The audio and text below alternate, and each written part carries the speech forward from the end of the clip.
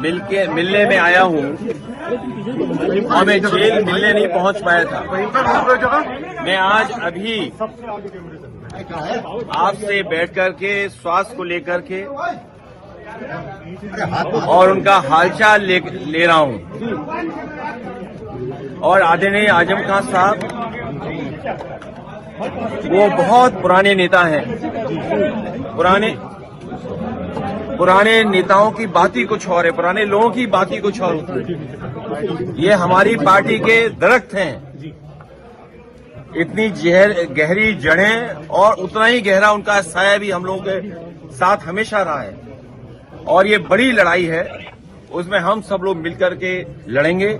उनका स्वास्थ्य अच्छा हो, उन्हें न्याय मिले और शायद देश के इतिहास में और पॉलिटिकल कैरियर के इतिहास में पता नहीं भारतीय जनता पार्टी कौन सा गिनीज वर्ल्ड रिकॉर्ड बनाना चाहती है, कौन सा वर्ल्ड रिकॉर्ड की पॉलिटिकल परिवार आदरणीय आजम खान साहब पे सबसे ज्यादा केस लगे हैं।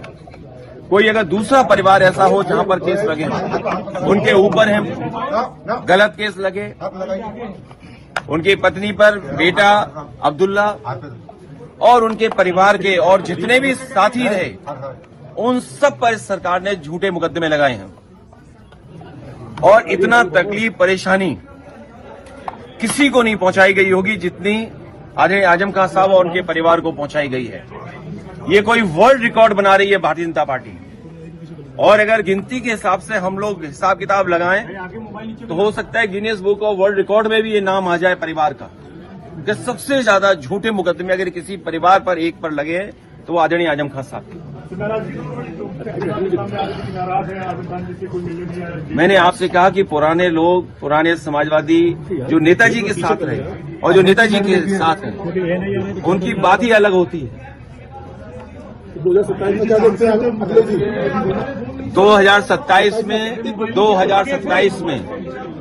2027 में सरकार बनने जा रही है और पीडीए की आवाज बुलंद होगी कि कोई कल्पना कर सकता है कि सुप्रीम कोर्ट में जज साहब के ऊपर भी जूता फेंक दिया गया हो या जूता निकाला गया हो।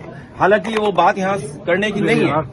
आज मैं आदरणीय आजम खान साहब का हालचाल लेने आया था, क्योंकि जेल नहीं पहुंच पाया था, इसलिए मैं मिलने आया था।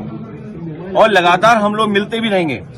लेकिन जो सुप्रीम कोर्ट में हुआ है, ये समाज में कहीं न कहीं एक संदेश जा रहा है कि पीडीए के लोग